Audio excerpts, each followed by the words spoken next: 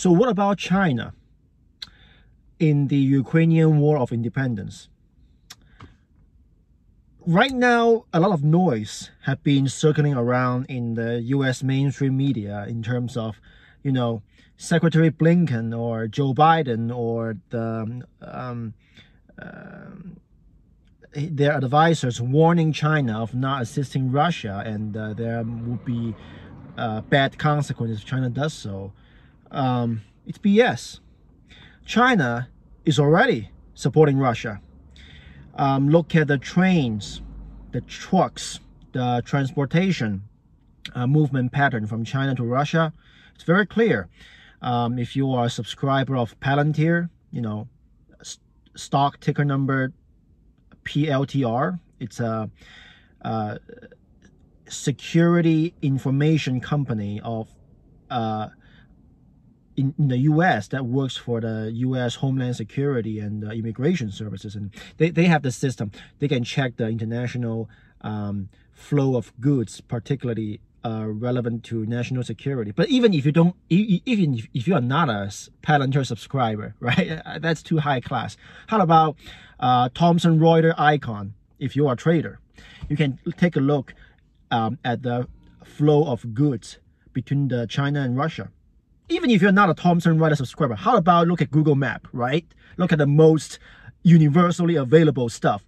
You can see that there has been a systematic effort from China to Russia in terms of material support in the northeast, northeast China, the Manchuria region, and it makes perfect sense. So in terms of the Chinese opinion towards Russia at this point, Chairman Xi, Papa Xi, according to the Chinese, is 100% supporting Putin. And he's the red area party. So there are two kinds of party within a communist party: the red area party and the white area party. The red area party means the, apparent ideological communist, Maoist, Stalinist, Leninist, so to speak. The white area party refers to those communists who appear to be capitalists, who have, what the hell is this? Let me hang up this phone call. Who appear to be capitalists, who appear to be doing business with the international system. Typically, you see the boss of Huawei, Zhongxin, I don't know how to say that in English, but let's say Sinopec, the Chinese oil and gas company that operates offshore. You look at 中国石油, all these relatives or friends of the Chinese communist leadership, they typically engage in the private sector, so-called private sector. But in the end, if the CCP wants to seize your property, it's like that. So it's not capitalist. There's no private property in China because there's no private property right in China. Everything in the end belongs to the state. Okay, so Xi Jinping is the red area party. He's pretty much alone. There are not many Maoists nowadays, so Xi Jinping is my favorite. He's the only Maoist nowadays, essentially, right? Who has power? He's a red area party, and you have Zhu Rongji, the former Chinese premier, back in Jiang Zeming's era, from 1994 to 1999, something like that, and Li Keqiang, the current premier of China, and all those Jiang's faction, they're the white area party. So they were the people who pretended to be open-minded, to be capitalist, and they collaborated with the Wall Street, with DC establishment. So we have this kind of psychotic, opinion from the American elite, the Western elite, the DC establishment, that people like Deng Xiaoping, who used to be a total communist back in 1920s, 1930s. Deng was instrumental. He was a leader in terms of seizing the means of production, in terms of killing, murdering, robbing, torturing the landlords back in the Republic of China, in terms of facilitating agricultural collectivization. But all of a sudden, when the clock went to 1976, Deng Xiaoping all of a sudden became a reformist, became a capitalist. That's BS. That's a post-war Western leftist education, right?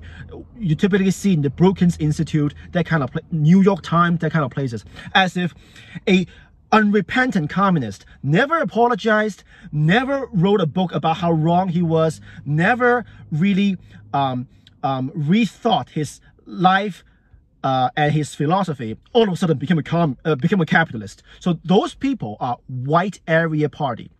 And as a matter of fact, Deng Xiaoping specifically bases opening and reform on Vladimir Lenin's new economic policy.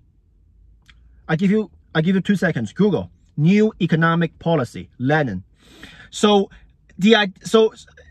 and all of you forgot about that. All of you Westerners forgot about that, and your schools never taught you this. There's nothing new under the sun in terms of Chinese opening and reform, in terms of a capitalist China. There's no such thing as capitalist China. So after Lenin starved 50% of Russian farmers and robbed Russian property owners, there was no incentive to work, to create wealth. What did Vladimir Lenin did? In 1922 to 24, he gradually reopened Russian market and invited Western capitals, particularly American capital, to invest in Russia. Actually, the entire reason that Russia was able to, excuse me, I just had my dinner in capitalist West. When Russia was, the very reason that the Soviet Union was able to even have any industrial and military capacity against Nazi Germany was due to the new economic policies introduction of entire American assembly line, of American electricity technologies. Back in 1920s, electricity was the gold. It was, Lenin famously said, what is communism? What is Bolshevism? Communism is Soviet governance plus electricity, and that's communism.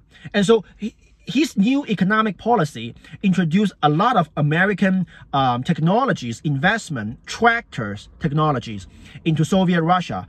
Somewhere between 1922, 24 to 1928, 30, and until Stalin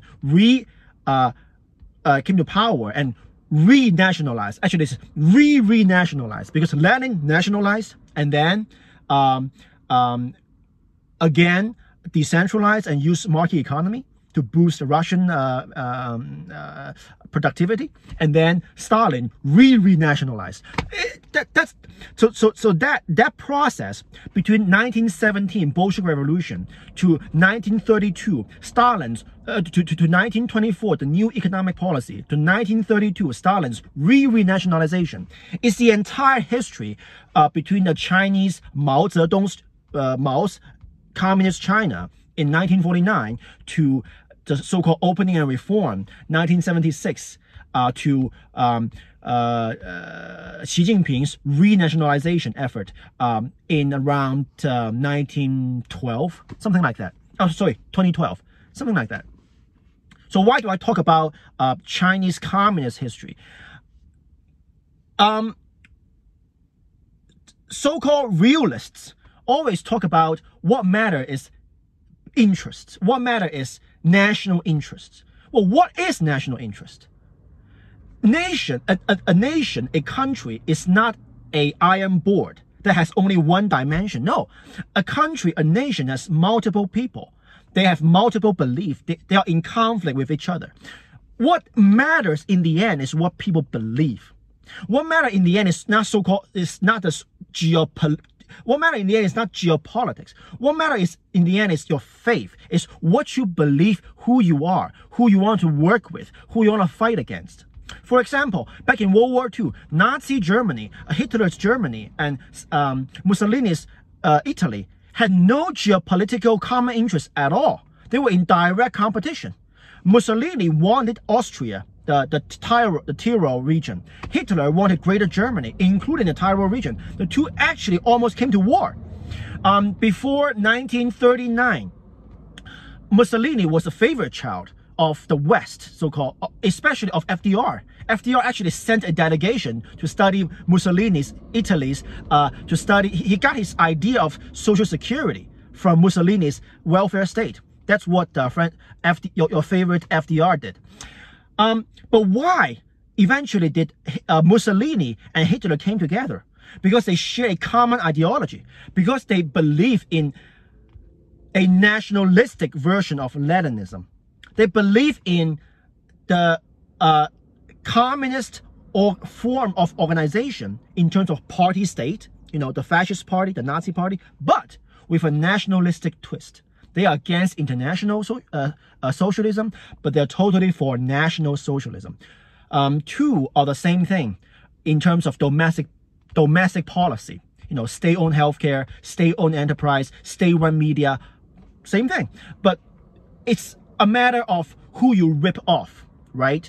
The Nazi fascists rip off Jewish or foreign capitalists. In their eyes, Jewish are capitalists. So they rip off Jewish and foreign capitalists. And for international communists, international socialists, they rip off domestic capitalists and capitalists from abroad. They have an international perspective. So with this common ideology, Mussolini's Italy and Hitler's Germany were able to stand together and rip the world off. And right now, the year is 1941, and Xi Jinping is Mussolini, and Putin is Hitler. Xi Jinping has no choice but to support Hitler in 1941, because at that point, Mussolini already soured the relationship with the West to the point of no return. And Xi Jinping, he has already been waging biological warfare against Anglo-American, the free world, in terms of the Chinese coronavirus.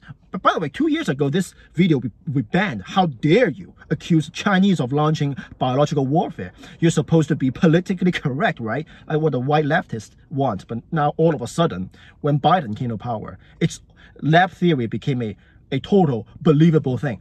Okay, but setting that aside, Xi Jinping has been waging biological warfare, financial warfare, technological warfare against the free world. And he, as an ideological Maoist, as a devout communist, that's his source of power.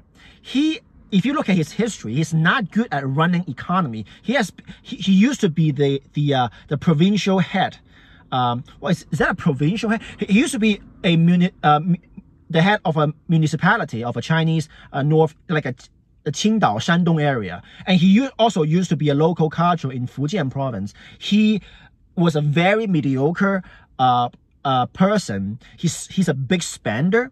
He launched a lot of fancy public work, government-funded construction projects. He's a big spender. He almost bankrupt local economy in an era of Chinese rapid rise. So he's really bad at the economic construction. He is very good at ideological work. He's very good at political court struggle. So that's his forte. Putin, at the same time, he's an old-style Soviet fan. Putin famously said the dissolution of the Soviet Union has been the biggest tragedy of the 20th century. Putin, similarly to Vladimir Lenin, at his first 10 years as Russian president, he employed so-called pro-reform, pro-market reform advisor. He employed Medvedev as his prime minister or premier to conduct so-called market reform, as if Russia believed in private property and the check and balance and the independent judiciary. No, that was the same Lenin's trick. It's a tactical concession, not a moral improvement. The idea of so-called market reform in the post-communist Russia or in China is to introduce Western investments, is to introduce advanced know-hows, capitals from the free world to build itself up.